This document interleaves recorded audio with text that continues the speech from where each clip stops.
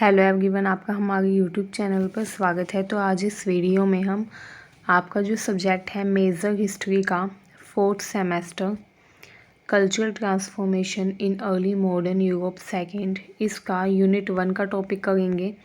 तो आपके जो यूनिट 1 है इसमें दिया गया है the scientific revolution and the enlightenment, मतलब कि कैसे साइंटिफिक रेवोल्यूशन एंड एनलाइटनमेंट हुआ अर्ली मॉडर्न यूरोप में। तो आज हम यही टॉपिक डिस्कस करेंगे, तो आप वीडियो को कंप्लीट देखिएगा।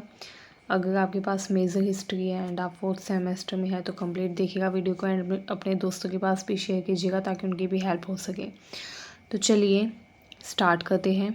स्टार्ट करने से पहले अगर आपने हमारे चैनल को सब्सक्राइब नहीं किया है तो कर लीजिए ताकि हमारी हर वीडियो की अपडेट आपको सबसे पहले मिलती रहे। तो चलिए स्टार्ट करते हैं।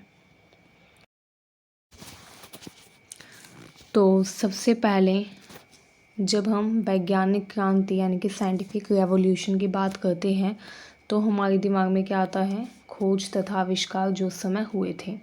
ठीक है, तो बहुत सारी खोज हुई, बहुत सारे आविष्कार हुए जिन्होंने मनुष्य के जीवन को पूरी तरीके से बदल दिया।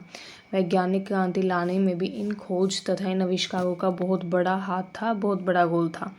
ठीक है, तो ये जो वैज्ञानिक क्रांति हुई थी ये ऐसे नहीं हुई, एक सडन इवेंट नहीं था, बल्कि बहुत सारी खोज, बहुत सारे आविष्कार हुए जिसके बाद ये कहा गया कि हाँ वैज्ञानिक क्रांति आ गई है। जैसे खगोल विज्ञान में, मतलब कि एस्ट्रोनॉमी में भी बहुत सारे इन्वेंशंस हुए, डिस्कवरीज हुई। ठीक, तो उस समय खगोल विज्ञान में भी बहुत सारे डिस्कवरीज हुई, बहुत सारे आविष्कार हुए। ठीक है, जैसे कोपरनिकस जो थे, जो कि एक वैज्ञानिक थे उस समय के बहुत ही प्रसिद्ध, उन्होंने हीलियोसेंट्रिक मॉडल दिया जिसमें उन्होंने बताया कि जो सूरज है वो सेंटर में है, यूनिवर्स के सेंटर में है, एंड पृथ्वी तथा बाकी प्लैनेट्स उसके चक्कर लगाते हैं, रिवॉल्व करते हैं उसके चारों तरफ। जबकि उससे पहले लोगों का मानना क्या था कि जो पृथ्वी है वो स्टैटिक है, वो सेंटर में है, स्थिर है, एंड जो सूरज है वो उसके चक्कर लगा रहे हैं। तो ये जो थ्योरी थी ये गलत थी, जो कि लोग बिलीव करते थे कि जो अर्थ है वो सेंटर में है, जबकि ऐसा नहीं था। सेंटर में सूरज था, इनके सन था, एंड अर्थ एंड बाकी प्लैनेट सन के चक्कर लगाते। तो यही था हीलियोसेंट्रिक मॉडल। ठीक है, तो ये जो हीलियोसेंट्रिक मॉडल था ये कोपरनिकस ने दिया। गैलीलियो गैलीली ने दूरबीन का आविष्कार किया, मतलब कि टेलीस्कोप की खोज की। इसके अलावा मैथमेटिक्स यानी कि गणित की फील्ड में भी बहुत सारे नए नए डिस्कवरीज हुई, जैसे कैलकुलस, संभाव्यता, विश्लेषणात्मक ज्यामिति का विकास हुआ। इसके अलावा जो जीव विज्ञान था, मतलब कि बायोलॉजी थी, उसमें भी काफ़ी सारे आविष्कार किए गए। ठीक है, जैसे विलियम हार्वे जो कि एक साइंटिस्ट आए थे, उन्होंने ब्लड सर्कुलेशन के बारे में पहली बार बताया कि जो ह्यूमन बॉडी होती है उसमें ब्लड सर्कुलेशन भी होता है। रक्त परिसंचरण तंत्र के बारे में उन्होंने बताया। ठीक है, इसके अलावा जो मानव शरीर रचना है उसके बारे में पहली बार गहनता से चर्चा की गई। काफ़ी डिस्कवरीज हुई ह्यूमन बॉडी के बारे में। ठीक है, नई नई बातों का पता लगाया गया। इसके अलावा ह्यूमन एनाटॉमी यानी कि मानव शरीर को समझने की पहली बार काफ़ी ज़्यादा कोशिश की गई।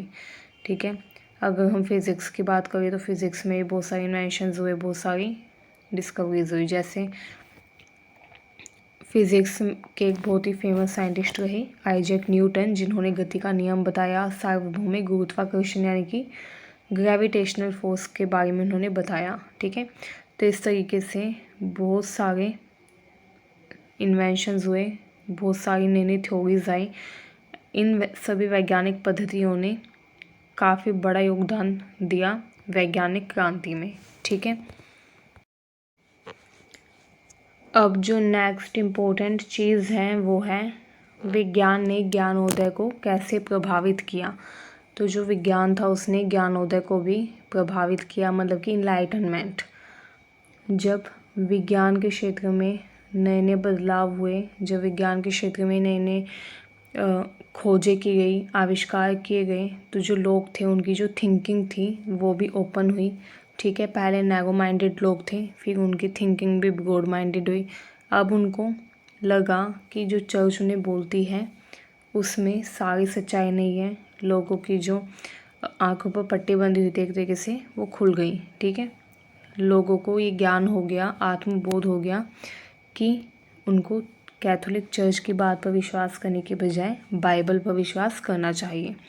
ठीक है, तो जैसे जैसे टेक्नोलॉजी आई, जैसे जैसे साइंस की फील्ड में इन्वेंशन हुआ, तो लोगों की जो थिंकिंग थी, जो वे ऑफ थिंकिंग था लोगों का, वो चेंज होता गया। ठीक है, नए ज्ञान को उत्पन्न करने और घटनाओं को समझाने की कोशिश करने की ये जो प्रक्रिया थी, वैज्ञानिक पद्धति जो थी, इसने लोगों के मन में एक नई छाप छोड़ी। ठीक है, ये जो वैज्ञानिक पद्धति उस समय विकसित हुई, जिसकी वजह से वैज्ञानिक क्रांति आई, इसने ज्ञानोदय को जन्म दिया। ठीक है, ज्ञानोदय यानी कि इनलाइटनमेंट।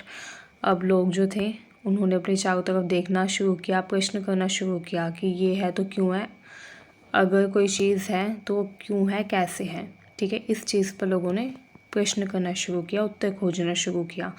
पहले लोग जो चर्च बोलती थी वो मान लेते थे, अब लोगों ने डिसाइड किया कि वो आँख बंद करके चर्च पर विश्वास नहीं करेंगे, बल्कि उनको हर चीज़ का लॉजिकल आंसर अब वो फाइंड करेंगे। मतलब कि कोई चीज़ क्यों है, कैसे, इसका लॉजिकल आंसर यानी कि तार्किक उत्तर पर अब वो विश्वास करेंगे। तो ये भावना लोगों के मन में विकसित हुई। ठीक है, अब वैज्ञानिक क्रांति और ज्ञानोदय। तो यहाँ पर देखिए, मध्य युग 5वीं से 15वीं शताब्दी के दौरान माना जाता है, एंड आधुनिक युग माना जाता है 15वीं से 18वीं शताब्दी के दौरान। अगर हम मध्य युग से आधुनिक युग तक का टाइम पीरियड देखें तो उस समय काफ़ी बदलाव हुए विज्ञान के क्षेत्र में भी। ठीक है, एंड ज्ञानोदय यानी कि इनलाइटनमेंट की फील्ड में भी। ठीक है, उस समय अगर हम मध्य युग की बात करें तो मध्य युग में जो कैथोलिक चर्च थी वही ज्ञान को नियंत्रित करती थी। मतलब कि कैथोलिक चर्च के हाथों में था सब कुछ। जो बुक्स होती थी वो बहुत ज़्यादा महंगी होती थी, तो कॉमन पीपल उसको अफोर्ड नहीं कर सकते थे, तो इसलिए वो ज्ञान प्राप्ति के लिए चर्च पर ही डिपेंड थे। बट फिर जब पहली बार प्रिंटिंग प्रेस का आविष्कार हुआ तो बुक्स छपी, बड़े लेवल पर बुक्स की छपाई हुई, प्रिंटिंग हुई, तो ज़्यादा से ज़्यादा लोगों ने बुक्स पढ़नी शुरू की। जब ज़्यादा से ज़्यादा लोगों ने बुक्स पढ़ी तो उनको ये विश्वास हो गया, उनको ये पता चल गया कि जो चर्च बोलती है उसमें पूरी तरीके से सच्चाई नहीं है। ठीक है, अब अगर हम मध्य युग की बात करें तो मध्य युग, जिसको अंधकार युग यानी कि डार्क एज भी कहा जाता था, उस समय क्या था, जो चर्च थी उसने आविष्कारों को सीमित कर दिया था, ज्ञान के प्रसार पर रोक लगा दी थी, ताकि जो लोग हैं वो चर्च के अगेंस्ट ना जाए। ठीक है, लेकिन जब आधुनिक युग आया तो आधुनिक युग के अंत तक दो आंदोलन हुए जिसने पूरी दुनिया को बदल दिया। आधुनिक युग में ये दो आंदोलन कौन से थे? पहला था वैज्ञानिक क्रांति, दूसरा था ज्ञानोदय। ठीक है, चलिए अब देख लेते हैं वैज्ञानिक क्रांति के दौरान क्या क्या हुआ। तो पहली बात तो यह है कि वैज्ञानिक क्रांति के दौरान बहुत सारी खोजें हुई नई नई। इसके अलावा वैज्ञानिक क्रांति के दौरान ज्ञान उत्पन्न करने के लिए एक नई विधि विकसित की गई। वो विधि थी अवलोकन, प्रयोग तथा तर्कसंगत विश्लेषण की। ठीक है, मतलब कि अब लोगों ने डिसाइड किया कि उनको जो भी चर्च के द्वारा बताया जाएगा वो उसका पहले अवलोकन करेंगे, एंड उसको वो अपने जीवन में भी प्रयोग करेंगे, प्रयोग करके देखेंगे कि क्या वो सच में तार्किक है, मतलब कि क्या वो लॉजिकल है। तो लोगों ने ये डिसाइड किया, ठीक है, कि वो हर चीज़ का अवलोकन करेंगे, प्रयोग करेंगे, एंड फिर उसका तर्क संगत विश्लेषण करेंगे, तभी किसी चीज़ पर विश्वास करेंगे। ठीक है, एंड मानवतावाद का सिद्धांत आ गया, ह्यूमैनिज़्म, जिसमें जो अलग अलग ह्यूमैनिस्ट फिलोसोफर्स थे, मतलब कि मानवतावादी जो विचारक थे, उन्होंने ये थ्योरी दी कि जो मनुष्य है वो अपने भाग्य का विधाता खुद है, एंड वो अगर चाहे तो अपने भाग्य को बदल सकता है।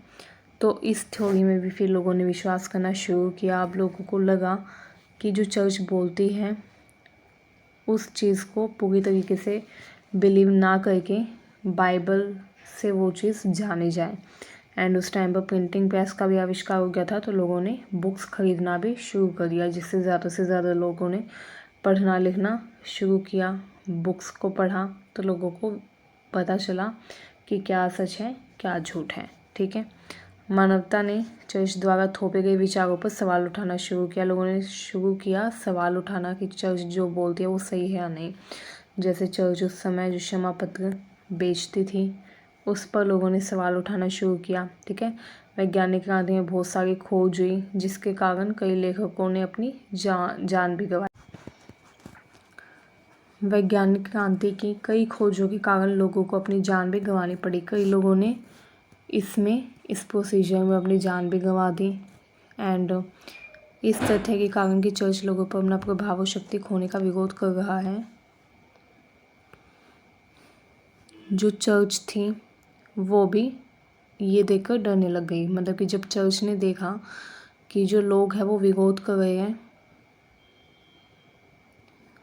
चर्च के अगेंस्ट लोग अब विरोध कर रहे हैं, चर्च की बातों पर विश्वास नहीं कर रहे हैं, तो चर्च को भी डर लगा। एंड जो लोग थे उनको भी पता चला कि हाँ, जो चर्च के लोग हैं वो अपना प्रभाव और शक्ति खोने पर डर रहे हैं। तो इस तरीके से लोगों को पता चल गया कि जो चर्च है उसके क्या इरादे हैं। ठीक है, इसके अलावा कैथोलिक चर्च में उस टाइम पर काफ़ी भ्रष्टाचार भी फैल गया था, क्योंकि वो क्षमा पत्र बेचते थे। मतलब कि क्षमा पत्र बेचने से वो बोलते थे कि लोगों को उनके पापों से मुक्ति मिल जाएगी। तो इस तरीके से काफ़ी ज़्यादा बुराइयाँ जो थी वो विकसित हो गई थी। ठीक है, तो जैसे जैसे लोगों को इन सब के बारे में पता चलता गया एंड जैसे जैसे साइंस की फील्ड में अलग अलग डिस्कवरीज इन्वेंशन हुए, वैसे वैसे जो वैज्ञानिक क्रांति है वो और भी ज़्यादा प्रबल हो गई। ठीक है, बहुत सारे क्षेत्रों में अलग अलग आविष्कार हुए, जैसे खगोल विज्ञान में, जीव विज्ञान में, भौतिकी, गणित, रसायन विज्ञान, इन सब में। ठीक है, तो ये जितने भी आविष्कार हुए थे यही वैज्ञानिक क्रांति की देन है। ठीक है, तो आज की वीडियो में बस इतना ही। नेक्स्ट वीडियो में हम जानेंगे कि कौन कौन से इन्वेंशंस हुए थे एंड उनका क्या प्रभाव पड़ा ज्ञानोदय पर। ठीक है, यानी कि एनलाइटनमेंट पर। तो thank you for watching this video and इस वीडियो को अपने दोस्तों को भी शेयर करें। Thank you.